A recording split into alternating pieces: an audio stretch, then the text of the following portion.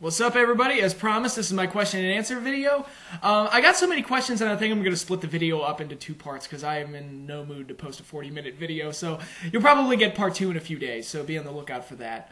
And I do want to address a couple current event type of deals that have happened this week in wrestling. Number one, Matt Hardy's friggin' insane. Dude, I don't know why you would post that video. My buddy James Walsh, actually, from WrestlingEpicenter.com, he runs the website if you didn't know that, he was one of the ones that called the Cameron, North Carolina Police Department just to make sure. I mean, you never know. So, yeah, but Matt, come on, man. Go get yourself some help. That's a pretty sick thing to do. I never thought I would see the day where I would think that Matt is more screwed up than Jeff, but here we are. Alberto Del Rio getting trapped outside of the country for work visa issues. And this has happened a lot in the last couple of years. It happened with Angelina. I recall it happening with Wade Barrett. It may have happened with Sheamus once within the last couple of years. How does that happen? People have told me it's like, well, the immigration office is just the slowest branch of government, and that's what happens. But I think, well, all the more reason to keep on top of that shit. If it were me, I'd be super paranoid that something like this would happen, and I would just be constantly on top of that. But I don't know if it's the wrestler's fault. I don't know if it's the government's fault. I have no idea. But it's just a weird thing that's been happening a lot lately. I don't know what to say. And then there's the new Super Show era, I guess is what they're calling it, where SmackDown guys are going to appear on Raw, Raw guys are going to appear on SmackDown. I missed the live SmackDown this week. I was going to watch it, and I think I just completely forgot or something. I don't remember, but I completely forgot to watch it. And but I did watch Raw, and I felt like I watched it on YouTube. See, I even forgot to watch Raw this week. I was just in a funk. But I did watch Raw, and I felt like, I think the thought process into doing this is that nobody really gives a shit about SmackDown, so they want to give SmackDown a rub by appearing on Raw. But it kind of had the reverse effect, where I felt like the stench of SmackDown kind of like polluted Raw and brought Raw down. And that's when you put Mark Henry in the main event, that's what happens. But yeah, I'm not overly excited about this, mainly because it takes away from the brand extension, which WWE has never fully dedicated themselves to anyway. It's been around for 9 years. And I can't think of a point where they fully 100% were truly dedicated to keeping the brands actually separate. And now it just makes that problem even worse. And it's not special because, especially if you do it every week. Then it's, well, it's not special. You do it all the time on pay-per-view. Now you're doing it all the time on TV. So, what's the point of the brand extension now, And now we have 2 world champions appearing on every single show. Great. Just unify the fucking belts. Get it over with. Get it fucking over with. Okay, these questions are coming in from Gwilt. I hope I pronounced that right. Do you think Booker T would have had a good reign as world champion if he had beaten Triple H at WrestleMania 19? I don't really know. I doubt it. Booker, to me, was one of those guys that just... by the time he got that title shot in 2003, he'd already been so horribly handled that I was just kind of like, well, he's not really that special anymore. Triple H was probably the guy to go with, even though he wasn't. In 2003, he was nowhere near as good as he was in like 2000, 2001. It was a dark time for Raw, I'll say that. At best, I think Booker probably would have had a 1-month babyface reign, and that would have been it. There weren't really a whole lot of options over there. Rob Van Dam had been ruined. Scott Steiner had been exposed and was ruined. And Booker just kind of felt like he felt like a body that they just threw at Triple H for WrestleMania because they didn't know what else to do. And so I didn't think that Booker was going to be that big of a deal, even if he had one. Do you prefer the slow-talking, arrogant heel Rock from 1998 to 1999, or the fast-talking, electrifying Rock from 2000 until now? I like them both. I really liked them both a lot. I think Rock as a heel is just fantastic. I loved his early stages as like the corporate champion and everything. I thought was fantastic. And his stuff in the Nation of Domination was great. And then him as a babyface. I can't think of many babyfaces that can electrify a crowd the way The Rock does. So picking a favorite, I guess, is really hard for me because I really liked them both. Almost everything Rock has done has been really, really good. with the obvious exception of Rocky Maivia. Rock's career has pretty much been a standard of excellence. I'm gonna say I prefer the heel Rock. I think I do. The slow talking kind of asshole, smug kind of asshole kind of character. I just thought that was more fun. That was when I really got into The Rock as a character. So I kind of like that one more. How would you attempt to get Ted DiBiase Jr. over with the audience? At this point, I don't know. I think he's already been fucked up beyond repair. But I would have, with the whole Legacy thing, there were a lot of things they could have done with Legacy, with him and Cody, and a feud with Randy Orton that they could have done. They didn't.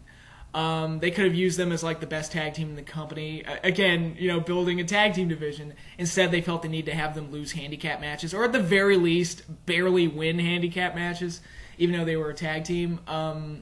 It was just, they were just so horribly handled. And Ted now, he just feels like damaged goods at this point. And it didn't help that they tried to turn him into his dad, which just isn't going to work. I would have kept Legacy going and tried to find something there and built them as a legit tag team rather than just let them be the Bebop and Rocksteady of Randy Orton's stable. Just two clueless goons that you could put anybody into that role because their whole job is to go run in, get bumped, and that's it. So there's more they could have done with that. Ted doesn't have the mic skills of his dad, but he does. He is a very solid wrestler, and I think there's a role for someone like him, and there's a better way to use someone like him, and that wasn't it, what they did. What is your personal favorite feud or angle of all time? Austin versus McMahon. The stuff they did, the television they did for that during the Attitude Era of the WWF was nothing short of fantastic. It eventually got a little old, but the first year especially was fantastic, and it culminated with that awesome cage match. Well, I mean, it wasn't an awesome match, it was a squash match, but it was perfectly booked the way it all went down, and I just love that angle, and I haven't seen an angle as exciting as that one since. It was truly awesome, and it was innovative. It made for exciting television. It played into all the storylines they did. It was just really well handled from start to finish, and I really liked it.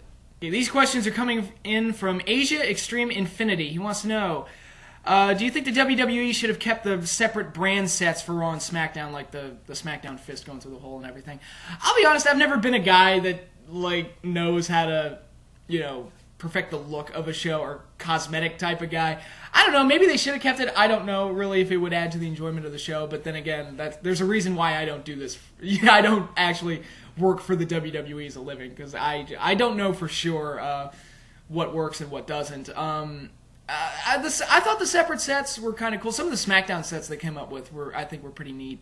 But I don't know if it would add to the show overall to have different sets. I don't really know. I usually don't pay attention to that kind of stuff. So, but then again, that's probably why I don't work on television. So, yeah. Do you remember Monty Brown, and do you think TNA dropped the ball? Yes, I do remember Monty Brown, and yes, TNA did drop the ball. Monty Brown was not the most talented guy, but it's kind of like a Goldberg thing. It was like, yeah, but it doesn't matter. He's got that it factor, man. He's fun to watch. He's got a great character, great presence. The fans seem to be digging him.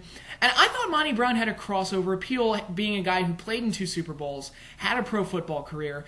I think he's the kind of guy that you could get interviews with ESPN and shit like that. I don't know, more so than guys like AJ or Jeff Jarrett could, or who else were, Samoa Joe. I mean, I'm not knocking those guys. I'm just saying there's an added dimension to Monty Brown that you could definitely play into to get help raise brand awareness. And I can tell you exactly where they fucked up with Monty. Destination X 2005, they turned him heel. And that was the dumbest move they could have ever made, because he was the most over face in the company at that point. They turned him heel. Number one, they were left without a top babyface. And number two, as heel, he's not going to eclipse Jeff Jarrett. That was just the climate of the time. He is not going to be a bigger heel than Jeff Jarrett. So he just got relegated to sidekick role, and sure enough, he ended up tagging with Billy Gunn. Yippee. That was a great run. And he never recovered from that. They never even turned him face again after that. It was like they never even realized their mistake and tried to fix it, which happens a lot. But no, they just kept going with the heel thing, and it didn't work. He was too cool to be a heel, I think. And that's, to this day, I still think that's one of the biggest mistakes that company's ever made. Do you think that TNA has a high dependency on ex-WWE, WCW, ECW guys and not enough focus on their homegrown talent? I mean, that's obvious. I mean, people say the same thing all the time. I mean, they do find spots for their homegrown guys like AJ and Daniels and the Guns and Beer Money and everything. It looks like I still think Robert Roode's going to win the Bound for Glory series. So, unless they're stupid enough to give it to Bully Ray, I think it's pretty obvious that a new guy is at least going to get a title shot at Bound for Glory. But yeah, I mean, the constant faith that they put into guys like Hogan and Sting and Ric Flair and I mean, Kurt Angle can stay there as long as he wants, as long as he keeps performing the way he does. But I could live with them putting that kind of emphasis on ex-WWE guys if the guys are good. Like when they gave Christian a big push, it's like, well, Christian's awesome, and it's kind of like, well, he's awesome and he's our guy now, so let's make the most out of him. Kurt Angle, he's awesome, so let's use him to his fullest potential, even though the recent heel turn makes absolutely no sense. But I mean, yeah, you can have big spots for guys that come over from other companies. Like if a football team winds up with Tom Brady, they're going to play Tom Brady, right? It's not as a case of him. Oh well, he's a Patriots quarterback. It's like no, he's our quarterback now. We're going to maximize the best we can get out of him. But when it's guys like Hogan and Sting and Flair who just aren't that, they're nowhere near what they used to be, and the fact that they try to push them like they are is just ridiculous. It's just silly, and you could easily put guys, homegrown guys in those roles, or just more capable talents in those roles, and that's a major problem. Okay, this question comes from Spidey Senses 87. If you could restructure the WWE landscape as far as pushing certain guys and de-pushing certain guys, what would you do? That question could be an entire video all to itself. I'm not entirely sure. I would definitely push John Morrison a lot more because I think he's the most unique in-ring talent they have, I think, as far as the way he works. He's a high flyer that does things that most high flyers don't. And I think there's something to do there. De-pushing certain guys, like I said, I've never had much faith in Alberto Del Rio, Wade Barrett, who seems to be on the downside anyway. I would definitely push Daniel Bryan a lot more. He's the Money in the Bank winner, and yet he's on like a losing streak, from what I understand. I don't watch SmackDown, but people have been complaining about a losing streak. So yeah. And as far as restructuring it, I would put way more emphasis into establishing the mid-card titles as worthy championships. Dolph Ziggler as U.S. champion is a great idea. Dolph Ziggler as U.S. champion in 2011 is terrible because they put no emphasis on their mid-card titles, so it doesn't matter. Again, I don't even know who the IC champion is. I really, off the top of my head, I can't tell you who the IC champion is. It changes hands so frequently, and it's featured so infrequently that I don't even bother to keep track of who the champion is.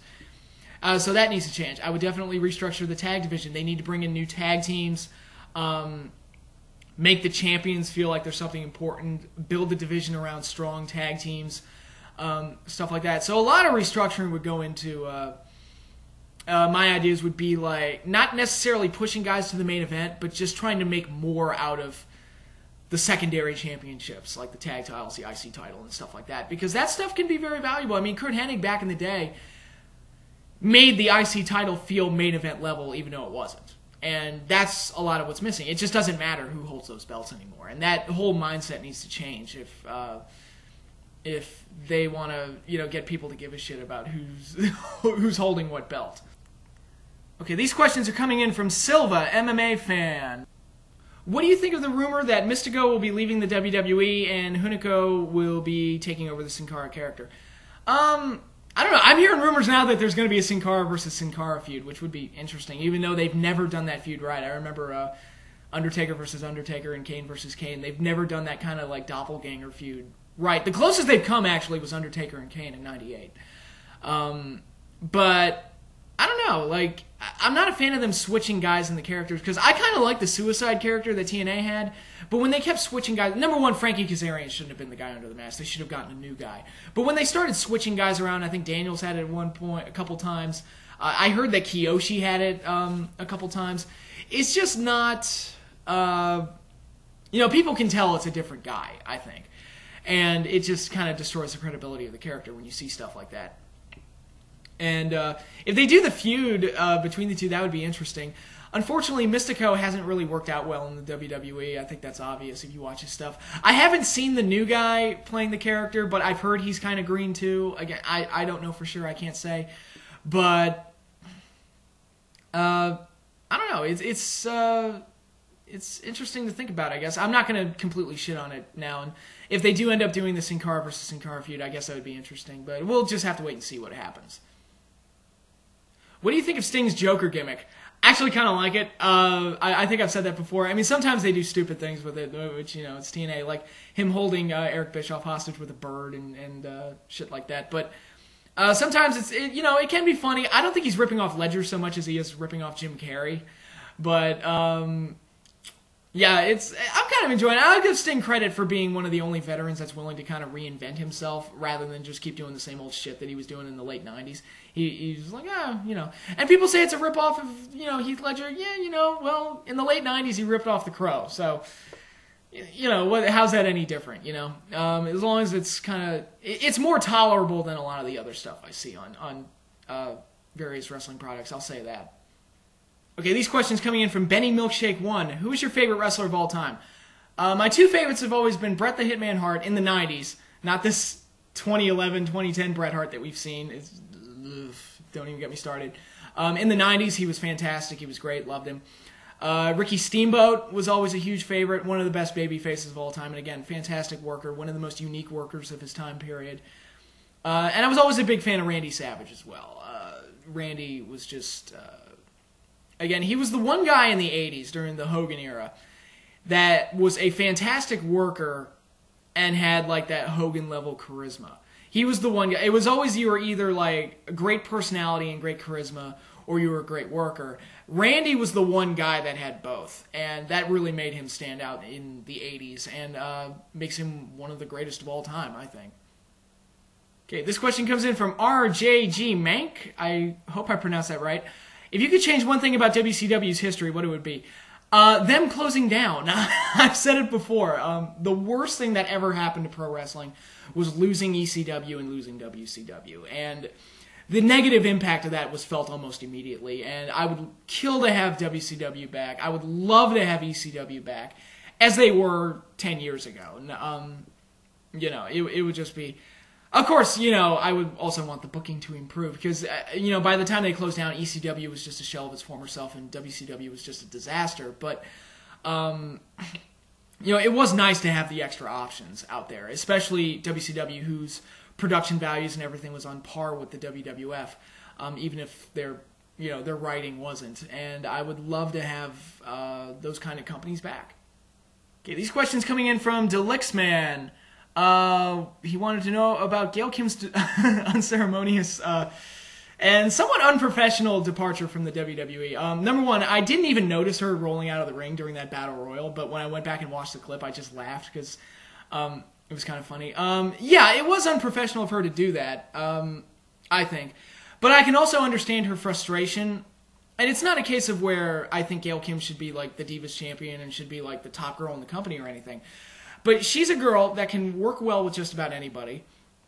Had awesome matches with Karma, Awesome Kong, that kind of, gave resurgence or a renewed interest in women's wrestling for that quick bit of time. And, there's more to do with her, Like, even if you want Kelly to be your top girl, she should be working with people like Gail Kim to help make her look good, not the Bellas. Who, it feels like she works with the Bellas every week, and it's the same shitty match every single time. She should be working with different girls. And number one, to freshen it up, she should be working with different girls, every week if you're going to have a wrestle every week, because then because, like I said, I feel like I'm seeing the same exact match every week. And she should be working with girls like Gail Kim who could help her improve and make her look good, but they're not even using Gail Kim, and it's like, well, why the hell even have her there then? So I can understand her frustration, and I'm sure TNA will pick her up the second she becomes available. But yeah, unprofessional on her part, but I understand the frustration as well. And when you're frustrated, you do dumb things. So, okay, regarding Mark Henry's push, do you think that they were going to put the World Heavyweight title on him to make the push actually mean something? He's going to get the world title. By the end of the year, he's going to be world champion. I've already resigned myself to that.